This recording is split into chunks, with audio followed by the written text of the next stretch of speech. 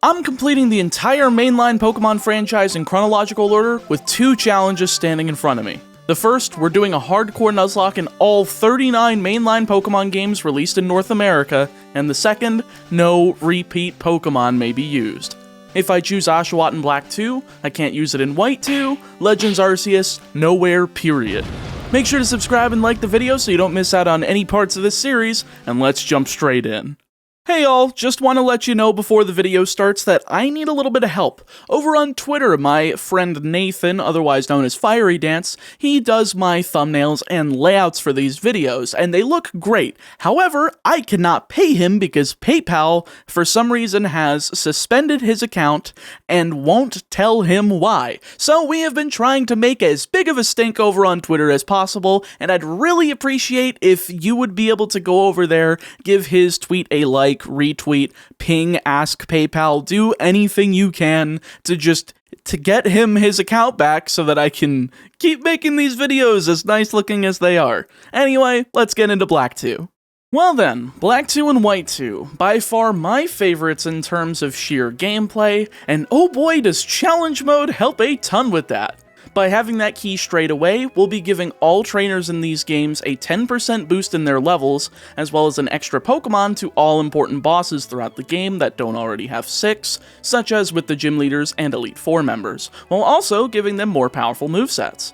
After all, we're trying to make this as reasonably difficult as possible without making the game unfun, so we'll be going with challenge mode for both games to provide that experience. With that said, we've got 20 important fights in each game that we'll need to take down, those being the 5 rival fights against Hugh, the 8 gym leaders, Colress on the Plasma Frigate, Getsis in the Giant Chasm, then the Elite Four and Champion Iris. Since this game has a pretty definitive end there, I don't see a need to go beyond Iris, despite us doing round 2 in Black and White, but that's only because we don't get to fight the champion the first go-around, rather than just N and Getsis, while no such event occurs in the sequels.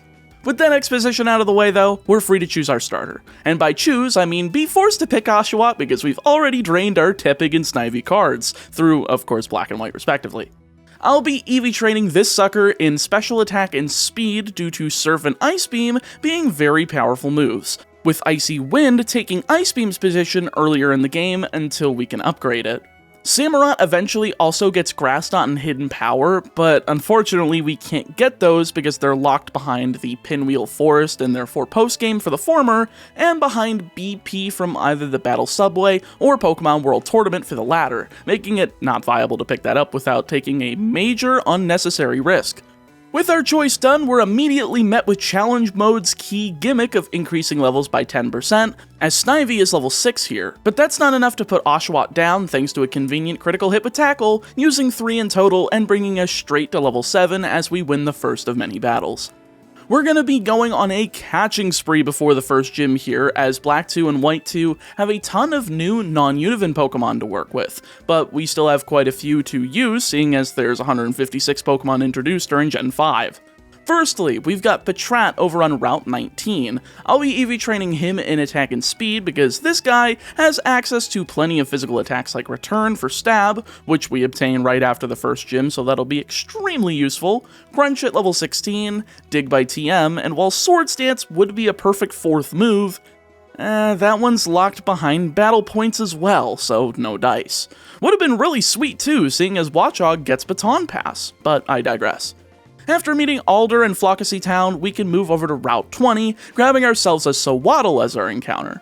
Buggrass might be pretty frail if you're familiar with Paris, but Leavanny is eventually really strong, having level up access to Sword Stance, with moves like Leaf Blade and X-Scissor to capitalize on Stab, along with Razor Leaf and Bug Bite to fill in the gaps until the later levels, with coverage from Return, Aerial Ace, Shadow Claw, and Poison Jab, depending on the situation, making him really well-rounded. Straight to the north lies the Flockacy Ranch, home of our next encounter, Riolu, our first non-Univin Pokemon used in Gen 5. I mean, I guess other than Kingdra, but that was post-game. This guy is a fantastic early-game monster that can evolve by friendship, and doesn't have any moveset problems when doing so, so we'll be incentivized to evolve him ASAP. I'll be making him a mixed attacker, as Lucario mainly specializes in physical attacks early on, with Force Palm, Dig, and Swords Dance, while learning Calm Mind late game at level 47, which then we can pivot over to moves like Dark Pulse and Aura Sphere to finish the adventure. With them EV trained through Switch training and an arduous amount of time, we can take on Hugh over in the Flockacy Ranch. He's only got the one Snivy still, so we can go ahead and go with Patrat and KO with 3 tackles, taking 2 of Snivy's in return to win the fight. One Team Plasma Grunt later, no fight necessary, and we're ready to get to the level cap for Charon. The rival turned gym leader's level cap in challenge mode gets to level 14, which gives me plenty of room to fully EV train my entire party, all thanks to level 2 Purloin and level 2 Patrat for speed and attack respectively on Route 19, then on Route 20 during the summer, level 2 Sunkern are available for special attack to finish off Riolu and Oshawott. Now then, let's wreck Charon. Despite Lucario being a fighting steel type, dishing out both super effective stab attacks while also resisting the normal type, it doesn't get access to Force Palm until level 15, one level before the cap. So with edging, we can take out his lead Patrat using 3 quick attacks, or would be 3 if it weren't for a potion, instead using a 4th to KO, leveling up to level 15 in the process, obtaining Force Palm, and tearing through his Lillipup and challenge mode exclusive Pidove to win the fight. Now you understand why I didn't use Lucario in Gen 4. This is a much better place for it, and even better than Gen 6 because we're not using Megas. Not much to say heading into the previously blocked section of Route 20, heading into Verbank City, and straight into a fight with Roxy for the Toxic Badge. She leads coughing while I go with Lucario, as this basically obliterates her with an immunity to her primary type, blasting out a few Force Palms in the effort to paralyze. I abandoned this plan after a few unsuccessful turns though, using several quick attacks as a follow-up through a potion to eventually KO, though it takes an awfully long time. Second out is Grimer, which I'm at about half HP for, and I do try to stay in, but seeing Mud Slap as a super effective move that both reduces my accuracy and does pretty decent damage despite it not being too much, causes me to swap into the newly evolved Diwat, slashing it down with a Razor Shell to KO, leaving just Whirlipede. Back out in Lucario we go, and that immunity to poison and resistance to bug is just too nice. And not to mention a resistance to rock as well, thanks to Rollout being on her moveset. By using Force Palm, we can eventually get some paralysis as an added piece of insurance against said Rollout, eventually KOing with a few quick attacks, nailing a critical right at the end to win the fight. One Pokestar Studios bit that always pisses me off because I don't give a shit about it later, and we're ready to sail into Castalia City. Although, I think I want to grab one more encounter before we go any further. To the south of Verbank City lies the Verbank Complex, the home of our next encounter in Magby. The complex has Magby in Black 2 and Elekid in White 2, so while we can't use the latter except for Electivire, we can certainly use all of the former. The Magmarizer is unfortunately very far into the game on the Plasma Frigate, but just in time for Colress and Ghetsis, while also giving Magmar access to the Eviolite, which we can get before the 3rd gym fight with Berg, so this isn't an issue. We'll be EV training Magby in special attack and speed to capitalize on those nice fire type moves like Flame Burst, Lava Plume, and Flamethrower, though once it fully evolves, we'll be able to raise the ceiling on Magmortar's potential with the powerful coverage moves like Thunderbolt and Psychic. With that EV training, thanks to the power of level scaling out of the way, we can clear out Team Plasma from the sewers, and open up the 3rd gym for the fight against Berg. A lot of my Pokemon have evolved by this point as well, as now we've got Watchog and Leavanny to be able to take care of them, though I likely won't need them thanks to Magby. However, his lead Dwebble has something to say about that due to being part rock type, but thankfully we've got the water type Dewott to deal with him, using Water Pulse and somehow getting the confusion on the first shot, seeing as we have to deal with Sturdy. His Citrus Berry activates as he goes for Rock Polish, outspeeding next turn but hitting himself as Dewott delivers a 2nd Water Pulse to put the squashed bug out of its misery, leading to Leavanny. Of course, we swap into Magby, take a Razor Leaf for a 3rd, then blast out 3 Flame Bursts to KO Leavanny, Karrablast, and Shelmet in sequence to win the fight. Who knew that a single Fire-type move would be more than enough to take out the rest of the Bug-type team? Certainly not me. I mean, what am I, intelligent? 3 badges in hand, and it's basically time for the original Black and White mid-game to be copy and pasted straight into Black 2 White 2, so let's get over with it. Golris does want to fight us on Route 4 in place of the original Charon fight from the originals, but he's pretty simple thanks to Magby being able to hit super effective damage on Magnemite and Clink, winning through paralysis. Our business isn't done around here though, as we've got to grab the TM for Dig, a fantastic move to have ahead of Elisa, and up in the Desert Resort lies our 6th team member in Sigilith. I can't use Swoobat again, so how about the second best Psychic Flying type introduced in Unova? Well, at least it's not in last place. Woopat is technically a different Pokemon. Sigilith does have a wide variety of uses though. Being a special attacker, it of course can hit with stab moves like Psychic and Air Slash, using things like Psybeam and Air Cutter as placeholders until they are learned, while also getting coverage moves like Ice Beam and Shadow Ball. Not only that, Sigilith also gets dual screens as well as Tailwind, making him a top tier support Pokemon as well depending on what we need for certain scenarios. And that should do it for the team unless we suffer a death. So after telling the Join Avenue folks that I'm a fellow Synchro Cracker, we can get into Nimbasa City and go straight in for the kill on Elisa. She's got 4 Pokemon, leading with Emolga as I go for Watchog. I know that this is going to be rough if I don't go for it immediately, so I go for Return, outspeeding and attempting to KO in one shot, but damn, we just barely missed the range here, getting paralyzed off of Static and hit with Volt Switch as she brings out Flaffy. I stay in and see if I can't hit a second return to bring this gal down, but she outspeeds and hits Volt Switch, going into Joltik, which I'm sure I can KO, but of course, Watchog can't move due to paralysis. Well, that's no good, and with 2 Pokemon weak to Electric, I'm in a tight spot. Though having Magby finally evolved into Magmar does bode well for us. I decide to swap over to Lucario here in the effort to start outspeeding quickly, taking a Volt Switch for less than half as Zebstrika comes in, taking nearly full damage from Dig as Flame Charge hits for pretty massive damage due to the Steel typing.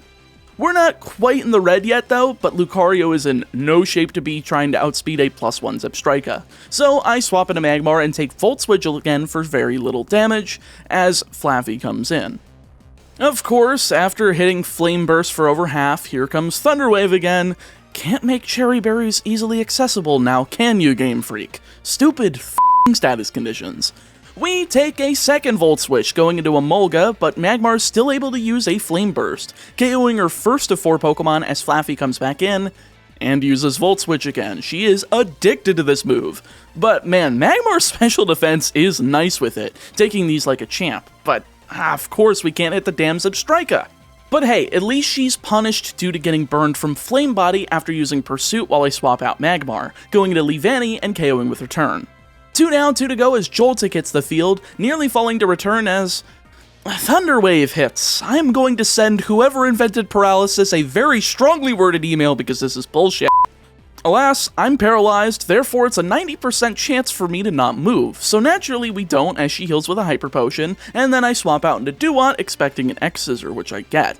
Alright, finally some luck turnaround here. Now I can KO with Water Pulse, leaving just Flaffy as I go to KO with Aqua Jet, and are you f***ing kidding me? Dude, I hate ranges with every fiber of my being. There is no available Pokemon with high enough HP for me to swap into either, so I'm practically forced into Aqua Jet. Thank you for not holding me down during a mission critical turn, taking that priority to the finish line, and dragging my almost dead carcass over the finish line to win that fight. Not much is holding me back from going to Clay's gym right afterwards, no cold storage necessary. We do have to clear out some Team Plasma grunts before getting to him though, and his level cap is kinda significant, as it's been upped from 33 to 36 due to challenge mode, and that gives us just enough leeway to evolve Duat into Samurott for this fight. Pretty handy if I do say so myself. Clay leads off with Krokorok, going down immediately to Water Pulse as Onix takes its place, doing the same thing despite Sturdy, as we get the confusion, and he hits himself for the last point in damage. Third out is Sandslash, and this guy's got notoriously poor special defense, falling to Water Pulse straight away as his last Pokemon, Excadrill, enters the field. Water Pulse isn't quite a one-shot surprisingly, but somehow we get the confusion again with Excadrill hitting himself.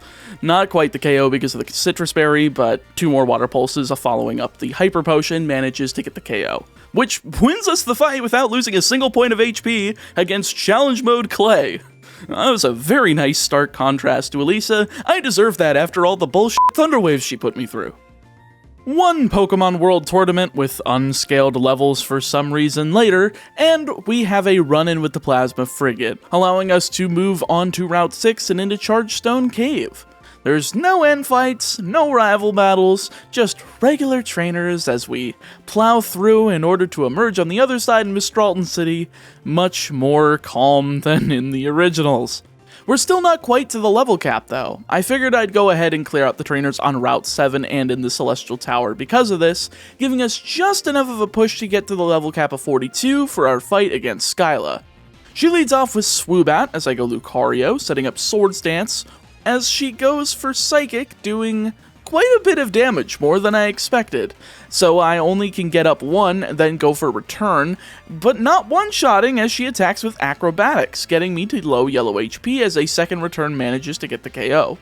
Luckily, her other Pokemon aren't as bulky, as Swanna and Sigilyph both fall to 1 Return apiece, leaving just Skarmory to go down to 2 Force Palms after the first paralyzes, fully holding her down for the turn to net me the win.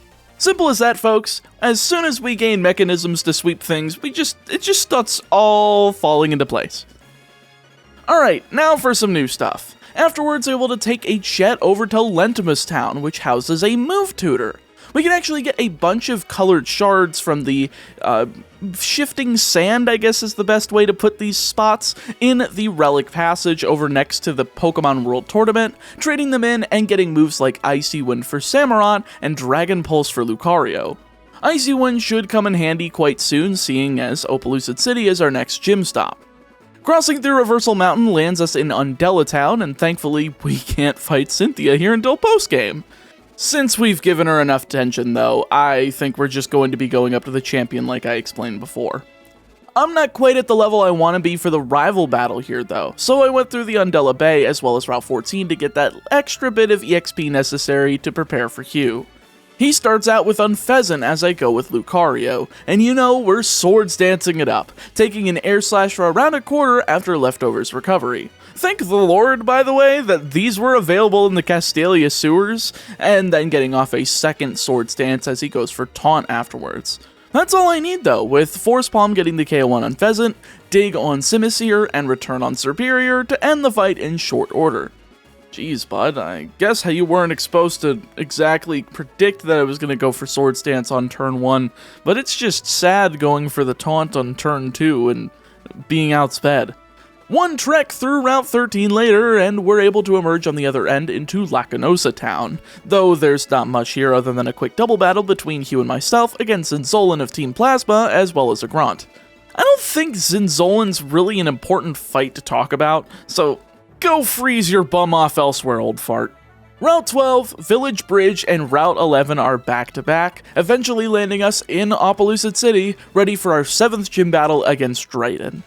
He's leading off with Drudican as I go with Lucario, finally having shifted to the special set that I talked about at the beginning of this video, setting up Calm Mind once and taking a very light Rock Slide for minimal damage, firing off Dragon Pulse to get Drayden to waste a Hyper Potion, forgetting that this monster has a Citrus Berry.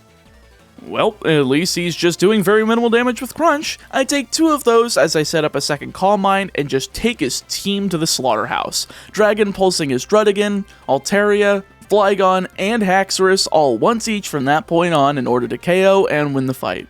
Easy as pie, couldn't ask for much better. Well then, it's time for the story to start grabbing us by the balls. Nice to meet you, what came before the dinosaurs? The Ice Age, yada yada. We fly back to Undella Town, head through the Marine Tube, and end up on the other side to get to Humalao City in order to fight Marlin for the last gym badge. He's kicking off with Wailord as I go with Leavanny, going straight for a Grass Gem boosted Leaf Blade to KO, seeing as this tanker has Ice Beam and there is no shot I'm dealing with that.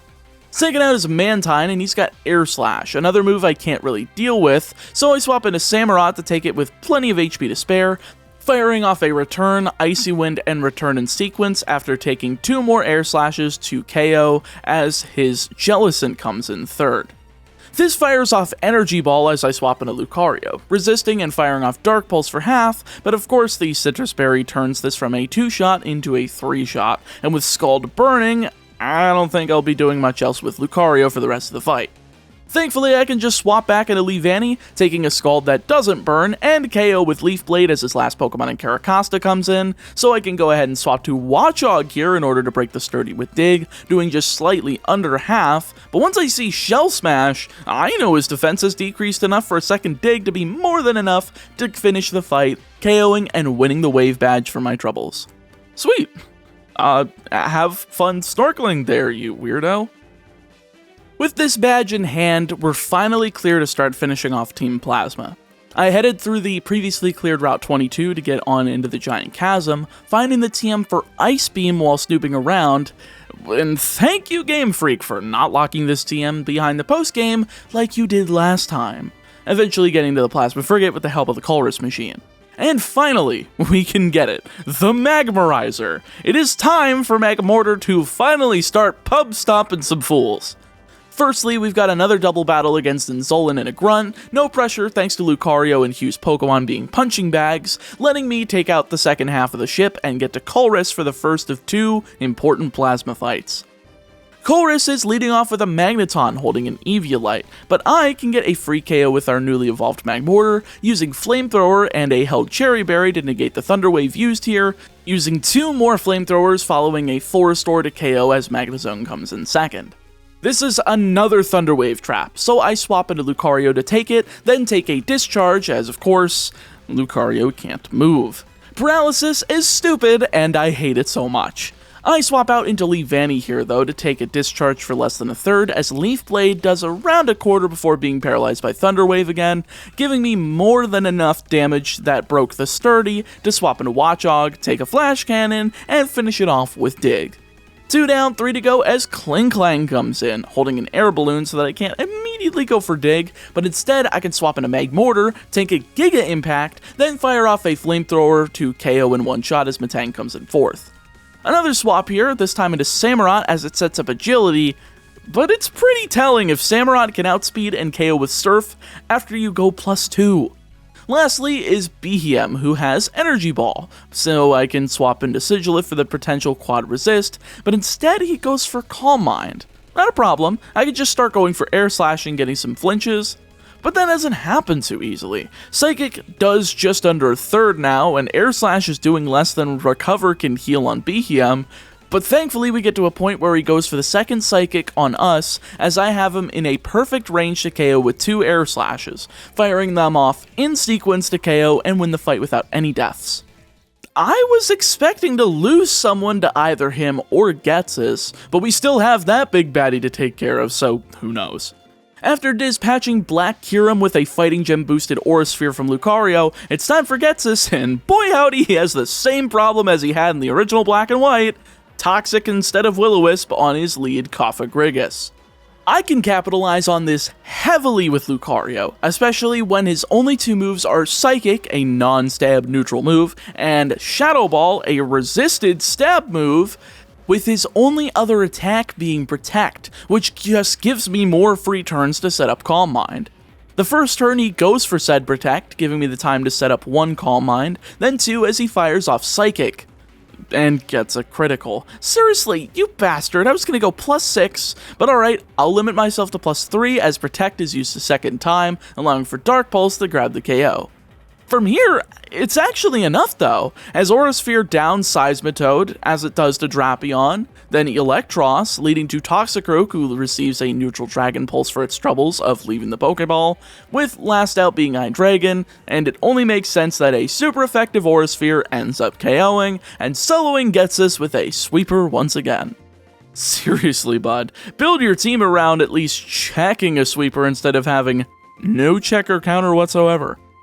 With him gone though, and N flying off into the ether with Zekrom, I'm ready to head through the Badge Gate and Victory Road to end up in the Pokemon League. However, we've got one more battle against Hugh to take care of beforehand.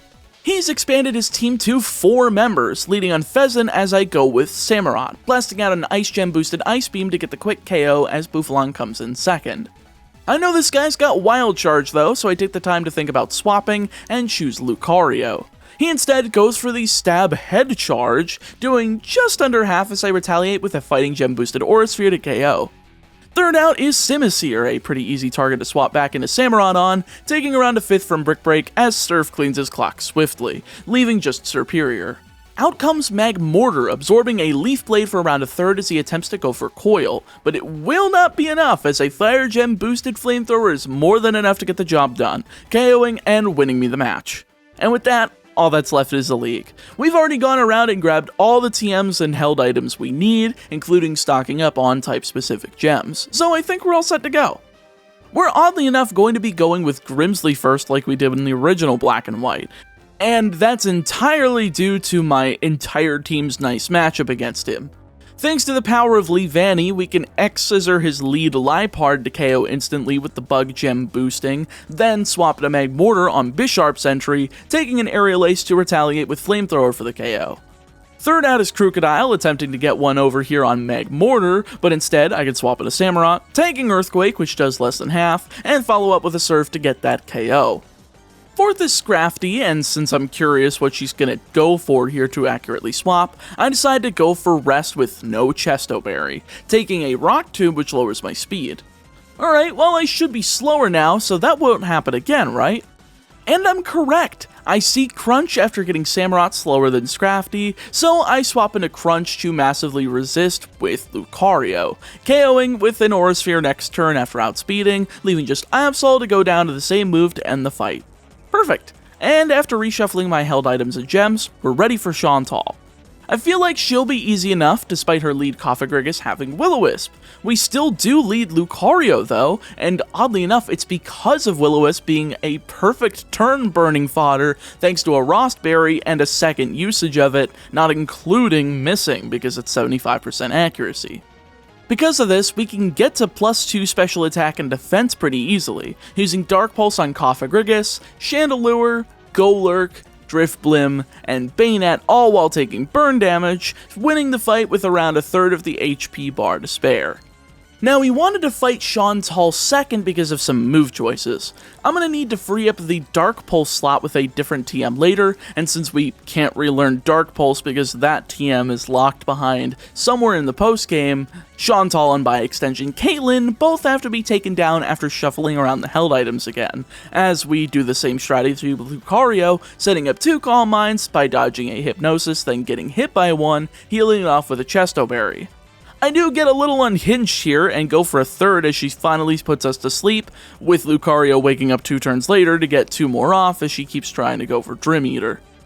By this point, we're finally able to get to +6 after waking up one final time though, surviving on around a 1/3 of our HP and blasting out Dark Pulse to KO Musharna and Reuniclus, then pivoting to Aura Sphere for Metagross, then back over to finish off Gothitelle and Sigilyph with Dark Pulse to win the fight. Perfect. Now we can replace Dark Pulse with Psychic in preparation for Marshall and take out that last member of the league. Gems in place, we're faced with the lead throw as I go with Sigilyph this time around, going for a Psychic Gem boosted Psychic to grab that early game KO as Conkeldurr comes in second. I know this is going to be a rock move, so I swap it to Lucario and... bulk up. But I guess it makes sense seeing as he's holding a Flame Orb and trying to be cheeky with Guts. However, a Psychic boosted with the Psychic Gem gets the KO as Mienshao comes in 3rd, who I can just swap Sigilyph back in on as High Jump Kick is used for minimal damage, letting me hit a Psychic once more to KO as Lucario's out 4th. Now I'm swapping into Watchog to bait Aura Sphere, but I see Calm Mind first, then swap into Magmortar so I can use Flamethrower for the KO, taking another Aura Sphere for massive damage, but at least getting that attack off and getting him out of here. Last out is Sock, so of course we swap it as Samurott to absorb Rock Slide, using an Aqua Jet to knock the Sturdy out of him without triggering a full restore, which somehow still does over half. Plenty enough for me to take a Brick Break without repercussions as Surf gets the KO and the win. Alright, all that's left is Iris, and I know just the plan A and plan B for her. She leads with Hydreigon as I go with Sigilyph. Seeing as she has no Dark type moves, I go for Light Screen and Tailwind as she uses 2 Dragon Pulses, doing a little over half as a Citrus Berry heals me back out of range for both moves, so that they would KO. Swapping into Lucario to set up a Calm Mind, dodging Focus Blast, then setting up a second as Fire Blast manages to land. I've got just enough space to use one more, getting to +3 as a Focus Blast lands, and it's now or never. I fire off Aura Sphere to KO Hydreigon, Dragon Pulse to KO Druddigon, Aura Sphere to pull down Aggron, then Aura Sphere on Haxorus, seeing as he's got a Focus Sash. I figure that I'm going to have to take a death here in order to knock that off without seeing Dragon Dance ruin my whole day, so I take the Sash off of him, then fall to an unfortunate Earthquake, KOing Lucario as Samurott can come in and take that Revenge KO from full HP after a full restore with Ice Beam.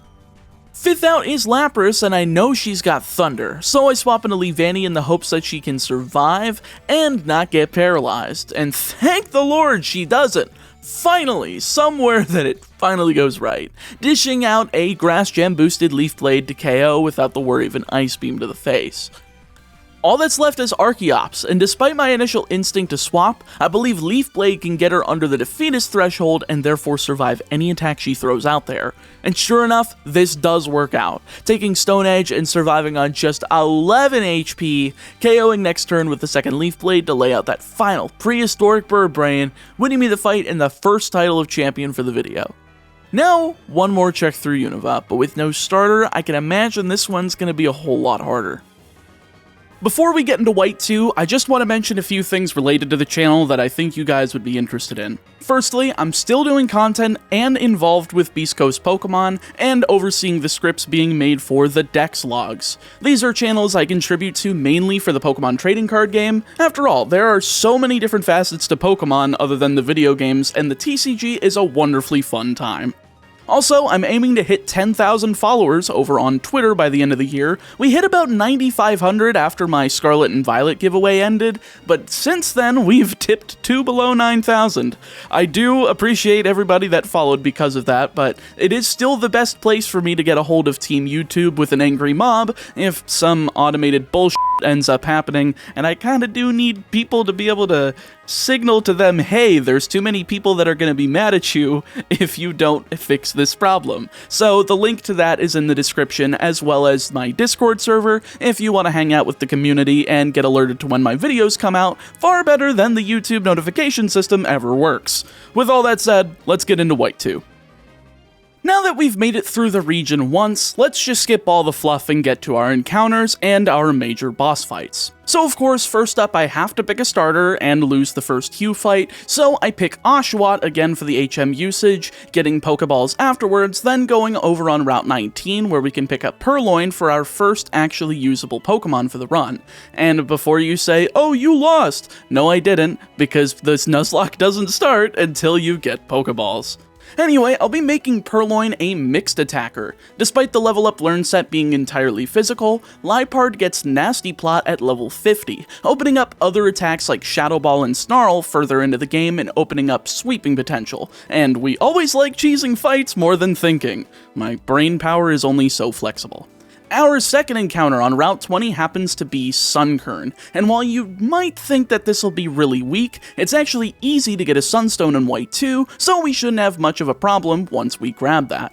This will get EV trained in special attack and speed, especially when it has early access to a move like Growth for boosting those attack stats even further. Lastly, we've got Azurill on Flockacy Ranch, and you better know I'm hoping for huge power. If it's not, it's practically worthless, and... Phew.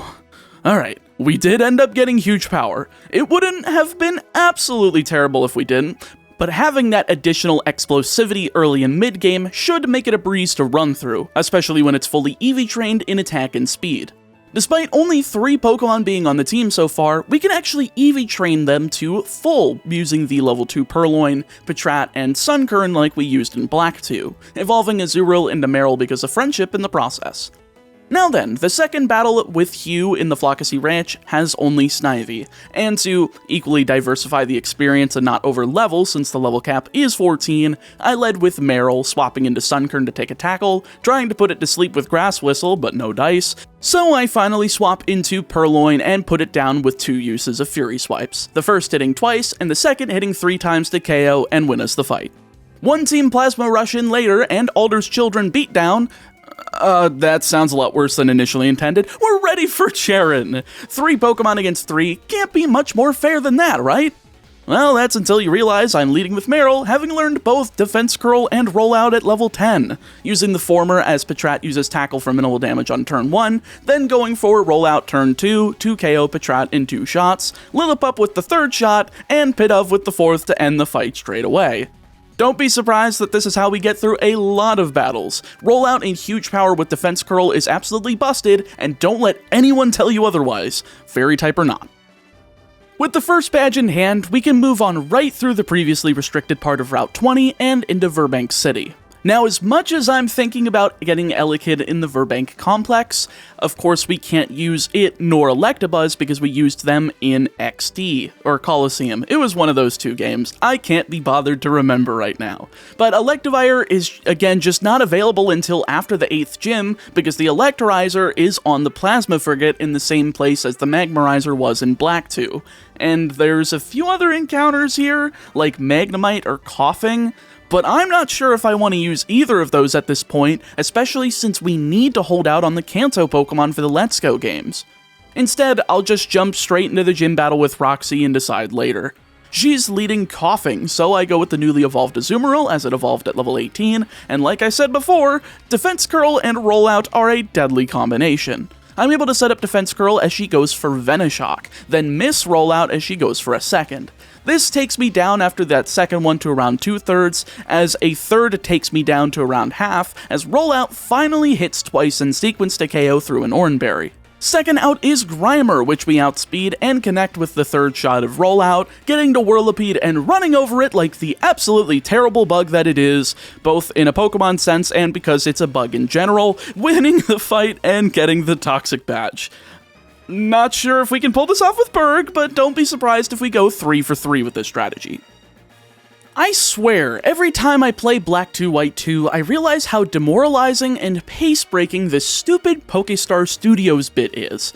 I get that it's an interesting way of using Pokemon battles with interesting backgrounds and telling mini stories with them, but man, couldn't the budget towards the intricate backgrounds here go towards the actual f***ing game? But hey, at least we get to use the green screen for memes like Riolu beating up a Pawniard and Volibee against the music video to Never Gonna Give You Up. That's quite the banger if I do say so myself.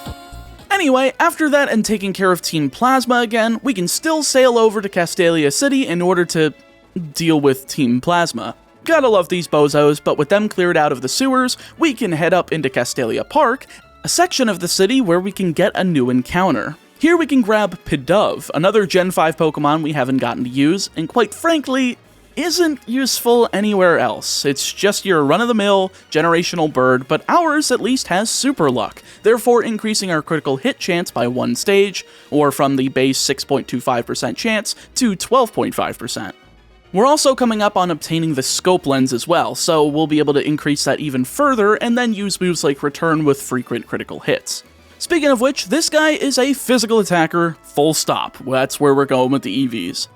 With our 4th team member in hand, though, we're ready for Berg, and yeah, I'm not going to go 3 for 3 with the rollout strat. As much as I'd like to, it makes more sense for me to lead Liepard, using Fake Out to break Dwebble's Sturdy, then swap to Azumarill to see a Rock Polish followed by a Feint attack, before knocking it out with a super effective Aqua Tail.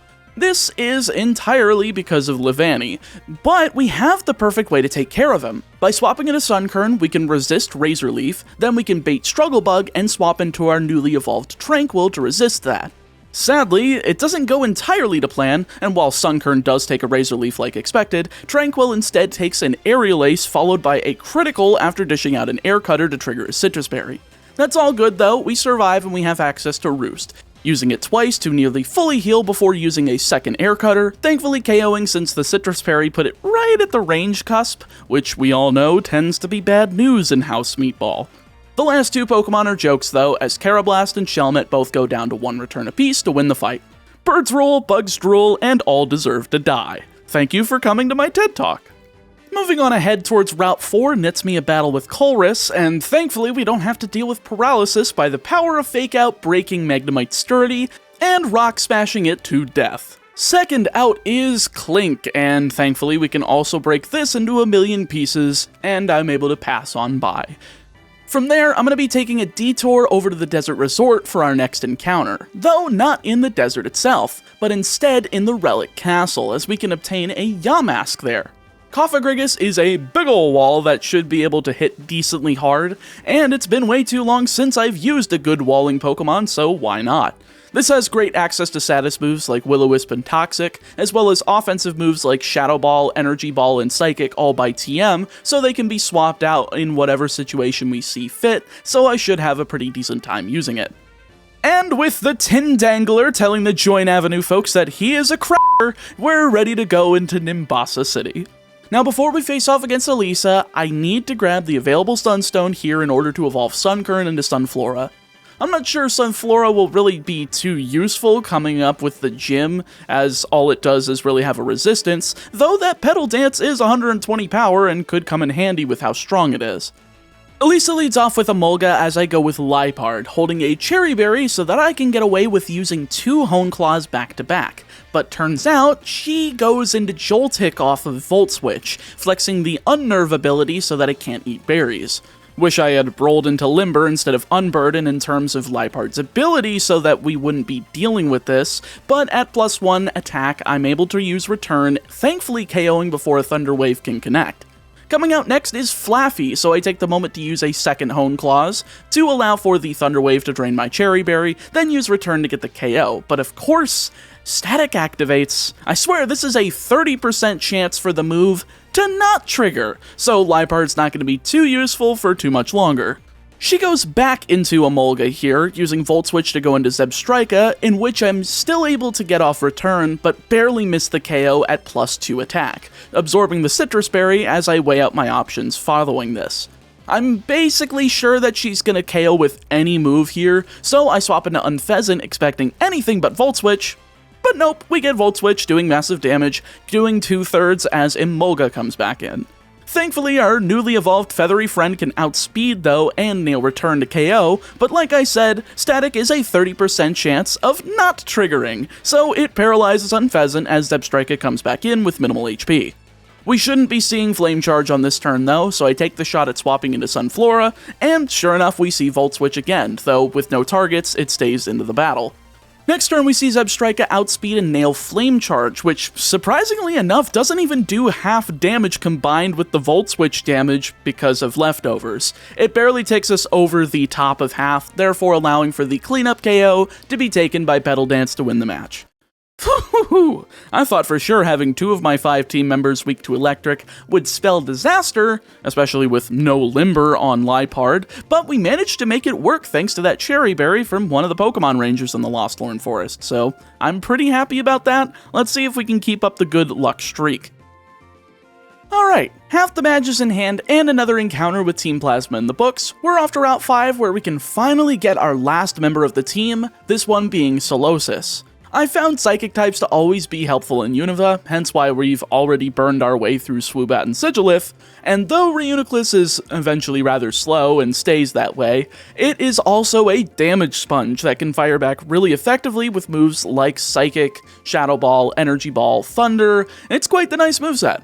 I'd also include Flash Cannon in that mix, but sadly that's not available until the post-game due to being abandoned in Twist Mountain, so no dice there.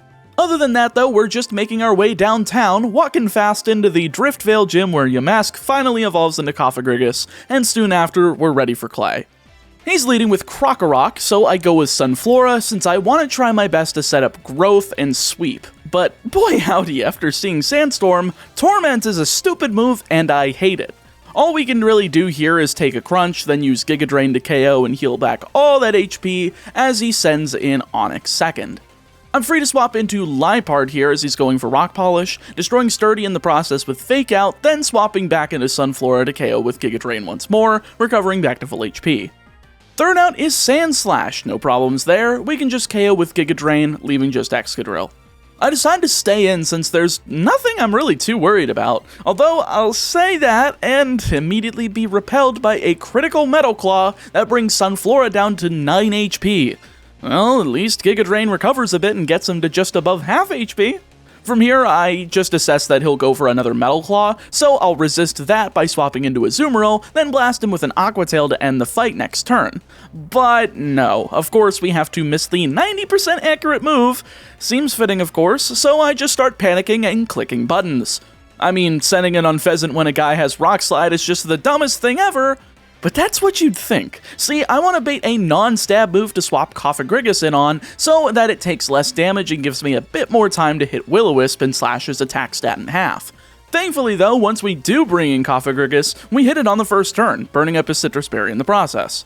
Well, that's dope. Now we can just start wailing on him with Hex for double damage as well as Nightshade, burning through a Hyper Potion and eventually bringing him down after 3 more turns of attacks to KO and win the fight. We literally had to go through plans A, B, and C in that fight, but that's why we have multiple game plans. Gotta make it through without any deaths as often as possible. Now, it wouldn't be a post-gym battle section without some Team Plasma, but not before we fight in the Pokemon World Tournament. Of course, we've got Hugh, Charon, and Colress in sequence, with the first just being ass-blasted by Unfezant with Fly on Servine, and return on both Simisear and Tranquil for the quick win, though Charon is not so easy. His lead Stoutland has Intimidate, so we can't one-shot. Psych, you thought this would be hard. Even at -1, we're still 12 levels above and we can one-shot Stoutland, Watchog, and Cinccino each with Return to win. Chorus is all that remains, and sure, Sturdy on Magneton is a pain, especially when we get inflicted with Paralysis plus Confusion with Supersonic, but swapping out into Liepard and just returning means that we can take it down, leading to Elgem out second. Assurance takes care of that problem, as does Return with his Clink, giving us 1 BP. Now following the encounter with Team Plasma, you know, I'm really actually wanting a good chunk of these TMs that are locked behind the battle points. I know it's risky, I know it's dumb, but I think with this team I have a decent shot of surviving just about any trainer the PWT throws at me, especially with Cofagrigus just being a natural hard wall for most mid-game threats.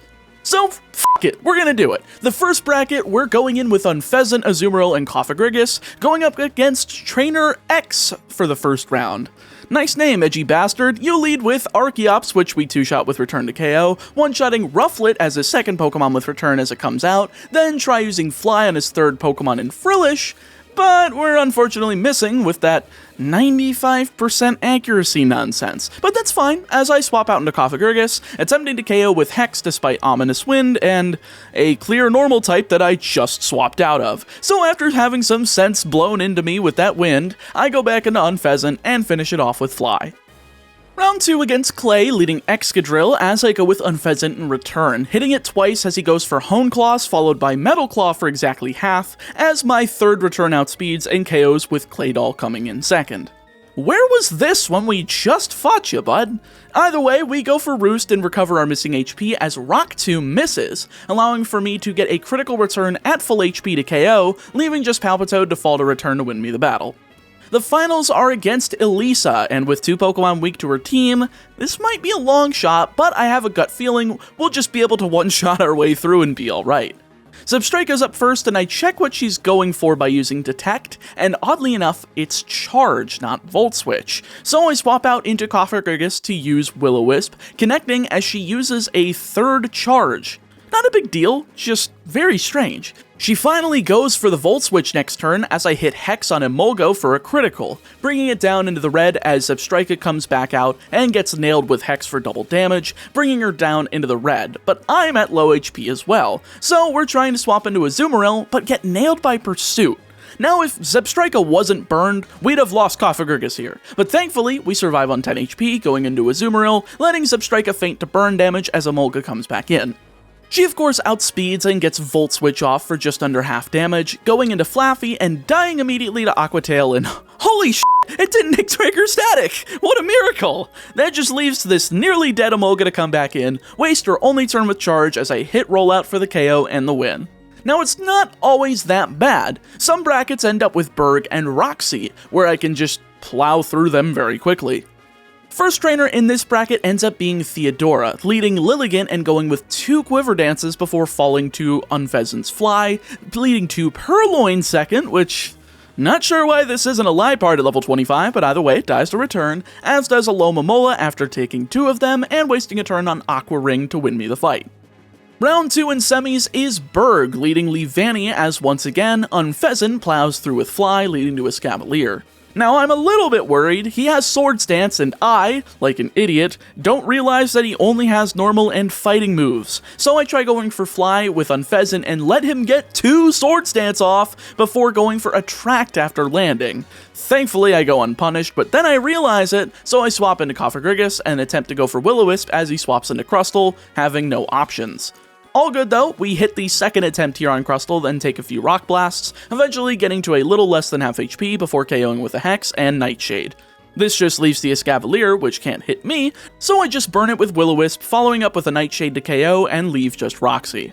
She leads Scolipede, the perfect Pokemon for me to KO with Fly, but Poison Point activates. A little unfortunate, but at least it's not Toxic Poison. Her last 2 Pokemon are Golbat and Seviper respectively, which are some of the easiest mons she has available on her potential roster of 6, mostly because I can one-shot both of them by outspeeding, with a Silk Scarf boosted return to win the battle. Now repeat this ad nauseum, give or take about 100 different flights of 8-man tournaments, which do kind of get easier the more and more you do it, because you get used to these teams and therefore can play around them much more effectively, which was basically my experience, and after about 8.5 hours, we've got 102 BP. This is enough to get the TMs I was looking for, mainly Protect, Brick Break, U-Turn, Hidden Power, Round, Sword Stance, and Pluck.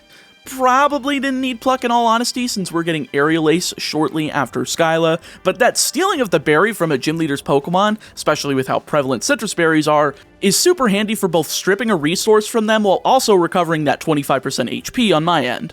Now with all that bullshit out of the way, we can finally move onward to Route 6, where I make sure to grab a Fungus as my encounter, seeing as I don't want to run into this, run away, and then not be able to re-encounter it later, because this counted as my first encounter of the route. Lastly, we're given the HM for Surf on this route from Charon, and while it would make sense to give it to Azumarill, it actually doesn't, because I don't want to lose out on Aqua Tail with how it's my only Water-type physical move. So I teach it to Oshawott in the box and use it for HMs only, as again, Pokemon can be used for HMs outside of battle if we've already used it in these certain scenarios, but it can never be used in battle. I've seen a couple questions about that, and no, these are not a problem. I grabbed the TM4 Energy Ball in Aspertia City because of this, and this move should be pretty useful, though not for our next gym battle. Moving on through Chargestone Cave and into Mistralton City for the gym battle against Skyla, we're just about ready, though with the level cap here being 42, we're just over the threshold needed to evolve Duosion into Reuniclus. This gives me another amazing beat stick for this battle, though I don't think we're going to need much more than a Cofagrigus if I'm being honest. She leads off with Swoobat as I go with said Cofagrigus, taking a Psychic for around a quarter as the newly learned Shadow Ball sends her into Oblivion, and lets Swanna come out second. Now that we have Protect though, we can start alternating attacks in Protect to get more leftovers recovery, protecting against her second Pokemon Swanna, then using Shadow Ball as she goes for Feather Dance? I have no physical moves, nor is Cofagrigus a physical attacker. Well, at least the AI's throwing. Shadow Ball gets a critical hit, KOing and leading into Sigilif, who goes for Psychic as I use Protect. Fine, but then Hypnosis when I don't, landing and putting Cofagrigus to sleep as I get to full HP. Thankfully, we wake up in 2 turns after taking 2 Psychics for a little over half though, KOing with Shadow Ball and leaving just Skarmory. Now, she is the only physical attacker of Skyla's team, so I do plan A of burning her with Will-O-Wisp, doing so rather quickly before trading off Shadow Ball and Protect once again, eventually draining a Hyper Potion as Shadow Ball and Protect manage to gain me more HP than I'm losing by the end of the battle, protecting one final time to allow for the burn to pick up the KO and the Jet Badge. 6 down, 2 to go. With Skyla down and Professor Juniper back in Mistralton, we can take the flight over to Lentamos Town, grab the TM for Shadow Ball, then head on through Reversal Mountain to end up in Adela Town for another fight against our rival. And of course, because he only has 3 Pokemon, you already know it's pretty much an Unfezant sweep. Return takes down his male Unfezant in one shot, which, oddly enough, I haven't commented on this, but I've never actually used a female Unfezant, at least to my recollection. I always end up getting male ones, and I think the female one looks cooler, so that's quite neat. From there, Serperior falls to Fly despite increased defense from Coil, and Simisear to return to end the battle. Very nice. With that done, we can head on through Route 13 to end up in Lacanosa Town, fighting off Zinzolin and a Plasma Grunt alongside Hugh, so that we can go ahead and proceed through Route 12, Village Bridge, and Route 11, finally spitting ourselves out in Opelucid City for our 7th gym battle against Drayden. Now before this gym, I made sure to head back to Driftvale City since I completely forgot to grab Ice Punch for Azumarill, since this move is obtainable from a Shard Tutor, and we've had access to it since before Skyla. Would have been nice as a plan B if Cofagrigus didn't work out, but no need to worry about it now. Drayden leads off with a Druddigon as I go with Azumarill, hitting an Ice Gem boosted Ice Punch for the one-shot. Thank you Reversal Mountain for gem access. Flygon's out second, and he's weak to Ice by 4 times, but not before hitting an Earth Power for around a third of Azumarill's HP, going down straight after. Third out is Altaria, and despite also being quad weak to Ice, he outspeeds and uses Cotton Guard, a move that can increase his defense by 3 whole stages, giving him just enough HP to survive, then get healed with a Hyper Potion next turn. Thankfully, we hit a second one and get him right back down to the red, but then he misses Sing on his only available turn, letting me KO with a third Ice Punch as Haxorus comes out fourth. Now I should be able to survive anything he throws at me as long as he doesn't use a Dragon Dance first, and surely enough I outspeed, meaning he's going for Dragon Tail. I hit Ice Punch for a near KO, healing him out of Hyper Potion range with a Citrus Berry as he uses it and drags out Liepard, the perfect Pokemon to outspeed next turn, and KO with Snarl for the win. It's kinda hard to ask for a better fight, other than Azumarill being a Slowpoke, but hey, that's by design. Azumarill would be far too broken being able to outspeed too many threats along with huge power. Just one badge to go, and just one Pew Pew from the Plasma Frigate is needed to freeze this city into a shell of its former self. However, after we take care of those grunts and Zinzolin on the ground, as well as the Shadow Triad, we can fly back to Undella, head through the Marine Tube, and spit ourselves out in Humalao City in order to fight Marlin for our last badge. He leads off with Wailord, so I go with Reuniclus, finally seeing some play here due to Energy Ball, as we absorb a Scald for less than a quarter, firing off the Grass Gem boosted Ball of Doom towards our opponent for the KO as Caracosta enters second. Now I know he has Crunch, but I value getting the Sturdy destroyed beforehand as I can survive a regular Crunch. But upon seeing Shell Smash follow my Energy Ball, I know I can't survive a +2 Crunch, so I swap in a Liepard to tank it for around a third, following up with a Snarl to KO. 2 down, 2 to go as Mantine comes out third, and would you believe it, but Liepard has Hidden Power Electric, being the perfect quad weakness for Mantine, but it only does half. If I had a Persim Berry equipped though, it would have been perfect following this Confuse Ray, but alas we've got to swap into Azumarill predicting the Scald. We do manage to predict correctly, not getting burned and finishing it off with Return, leaving just Jellicent. Now that we've successfully baited Energy Ball on Jellicent being in a water type, we can efficiently swap into Sunflora, take it with a Resistance, then fire off a Grass Gem boosted Giga Drain to KO, recovering that little bit of HP back to end the battle at full. Very nice, and Scald to boot, although I still won't be using a special move on Azumarill whatsoever. It's funny saying that I won't use a special move though, as I'm gonna be forced to use Surf here to get to the Seaside Cave. Sadly, I can't really afford to leave a team member behind going onto the Plasma Frigate, especially with how high level the grunts are and the 2 Zinzolin fights that I've got to take on. Thankfully, the first is only accessed through needing Surf, but taking up that move slot still does eat away at my coverage options. Heck, you can tell by this little amount of damage done to this trainer Scrafty with Surf that Azumarill is just not cut out for attacking in the special variety, and I'm really peeved about it, but enough said. Nonetheless, I can grab the Electrizer in the Frigate in case I decide to go back and get Elekid from the Verbank Complex, which if we have a death during our Colress or Ghetsis fights, I most certainly will be doing so. Then of course we grab the keycard, guessing our way through the password into the tag battle against Zinzolin and a Grunt alongside Hugh, beating them to a pulp before moving into the Giant Chasm.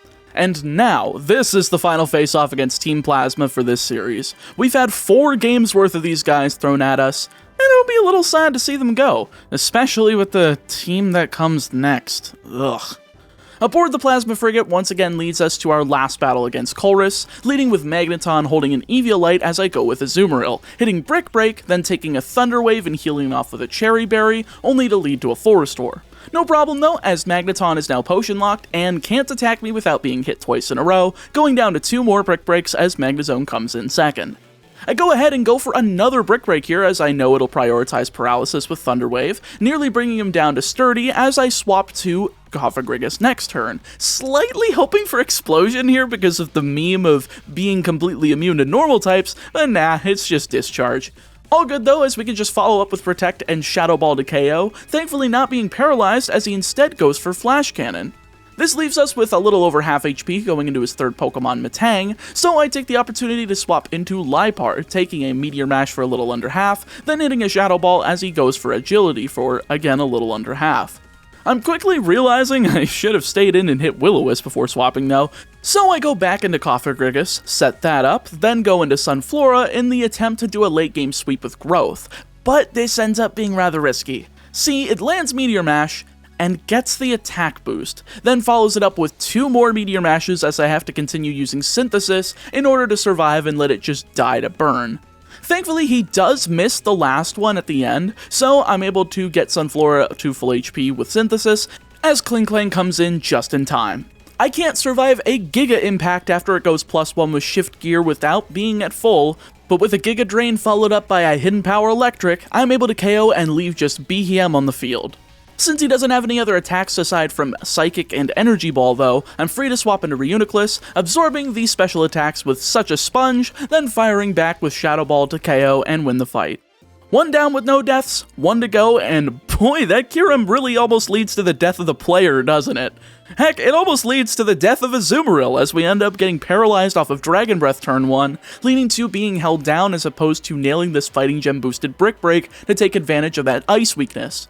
Turn 2, we do manage to land it after taking Fusion Flare for minimal damage, then hit a second one after a second Dragon Breath tears us down to just 20 HP, KOing and leading to the fight with Ghetsis himself.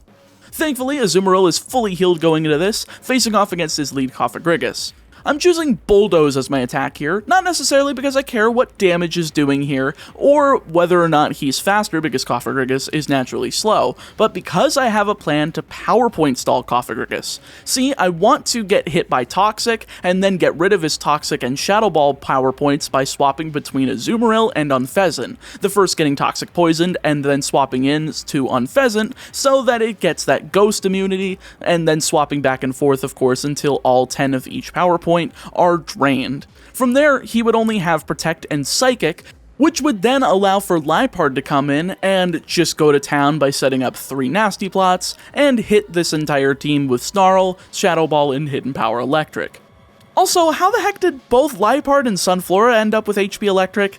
The world may never know, but I know that this plan goes out the entire goddamn window once Cofagrigus starts to use Shadow Ball instead of Toxic on turn 1. I am very much confused here since the AI usually prioritizes status moves, so I guess it's wing it time as we just keep hitting Bulldoze, trading attacks back and forth until Azumarill gets hit by a Shadow Ball that drops our special defense, and he heals with a full restore. Thankfully, we can hit 2 more Bulldozes, then take another Shadow Ball to leave us on 8 HP, KOing next turn with another Bulldoze despite Leftovers recovery. 1 down as the Electros comes in second, in which I swapped to Cofagrigus in the effort to burn it with Will-O-Wisp, taking quite a bit of damage in the process due to missing, getting beaten up by Acrobatics and Trunch, but not so much that I'm forced to swap before I land Will-O-Wisp. With our burn secured though, I can safely go into Unfezant, taking a light Acrobatics and nailing Return for the KO. Honestly, I'm just able to one-shot everything with Return following this, taking out Hydreigon, Seismitoad, then Toxicroak after using Detect to check for Sucker Punch, but overall not caring before KOing. Last out is Drapion, and I take extra precautions to heal with Roost and see how much Night Slash does. And boy, that's not much, so instead I just go for Return following another Detect, KOing from full to win the fight. If I had known that this was gonna be how it worked, then I would've just sent out Unfezant first and kicked this guy's sack in sooner. With that rather unfortunate image now stuck in your mind as well as mine, let's make our way to the league and beat up them as well. We're almost in the clear from Unova, and I can just barely taste it. At the end of Victory Road lies our final battle against Hugh, and as expected, it's another Unfezant sweep. He leads off with his male Unfezant, allowing for my superior female Unfezant to return him into his Pokeball, using the same move on Bouffalant next turn, but not quite KOing as Wild Charge does some wild damage to Unfezant. It doesn't even KO Bouffalant with Recoil, which is kinda depressing, instead doing 2/3 to me, but with a Max Potion following up here, he's Potion locked, allowing for 2 more returns to put him down. Third is Simisear, and you get no time to shine. You are literally the world's least favorite Pokemon. Return to your Pokeball immediately. Last out is Serperior, so we take that super effective fly and shove it straight through this stupid snake, as much as it's my favorite starter, KOing to end the fight. And with one last small grind to edge up at level 62, we're ready for the league once and for all. First up, Grimsley, as usual. I'm going on Pheasant as a lead here, since we're gonna just punch him really hard. We're just gonna punch him as hard as possible, then use the EXP share on Liepard to get those extra points for Caitlyn and Chantal. After all, we need as much advantage as we can get. Grimsley leads with Liepard, and it has Fake Out, so of course we go for Protect to blanket, then use Return to KO next turn in one shot. Second out is Scrafty, so I go for Fly instead to take advantage of that fighting type, KOing next turn as Crocodile comes in third, but boy does Intimidate plus the speed drop from Rock Tomb screw up me a lot, as both that and Crunch get me down into the red zone, but I do manage to get the KO after 3 returns and a full restore being drained. Fourth out is Absol, so I swap out into Azumarill after getting into the red, taking Night Slash for some massive damage as she gets a critical hit, but the Leftovers recovery heals me out of a range of a KO after Brick Break nails Absol to get the KO, giving me just enough HP necessary to survive his Bisharp's Night Slash, KOing with Brick Break to end the fight. Now, I played that one a little bit fast and loose, didn't play it nicely out of critical hits, and just because I'm at the end of the run doesn't mean that I can click buttons and expect to always win, so let's do these next few fights a little bit more securely. Second up on the docket is Chantal, boasting a lead Cofagrigus with Will-O-Wisp, as I go with Liepard holding the Rossberry. Thankfully, we can use it to blank one as we get a free Nasty Plot, then use a second as she goes for it again and start taking that chip damage, but oddly enough, she goes for Shadow Ball on the first turn, doing a fourth as she goes for Will-O-Wisp on turn 2 instead, letting me get to +4 without suffering the sustained damage, then one-shotting Cofagrigus, Golurk, Chandelure, Drifblim, and Bayonet in sequence with Snarl to end the fight. Well then, I guess Click Buttons Turbo is the way to go. Third up in the lineup is Caitlyn, and if you didn't see this coming, yeah, it's just Liepard clicking Nasty Plot again. We do take the Hypnosis here from Musharna, which as much as I'd like not to do, I forgot to get an extra Chesto Berry before walking in here, so whoopsie. Luckily, we managed to wake up after 3 turns, taking 2 Charge Beams with only 1 boost coming up in the process, while also taking a Reflect setup as we use a second Nasty Plot upon waking up. From here, +4 is enough to KO Musharna with Shadow Ball, doing the same to Reuniclus next turn as Metagross comes in third. We outspeed and go for Snarl here this time, boosting the power with the Dark Gem to ensure it goes down, then firing off Shadow Ball on both Sigilif and Gothitelle afterwards to win the fight. The sweep train is going rather hard, even with Marshall oddly enough to an extent. He leads with Throw as I go with Reuniclus, taking a payback for minimal damage as Psychic gets a one-shot KO, leading to Lucario. Now, Shadow Ball does a bit more damage here, but not quite hitting half as Psychic takes him down to red HP. This, of course, leads to a full restore, so I just Psychic again next turn to take all that HP away, using Protect to get more Leftovers recovery, then KOing next turn with Psychic while taking more from another Shadow Ball. Third up is Mienshao, who goes for U-turn as I go for Protect to get some more recovery, then for High Jump Kick as I opt to stay in and try to KO with Psychic, even though Recover would have been a much more profitable move to go for if I was expecting to live. But hey, we got a Cofagrigus with Psychic in the back, we're all good.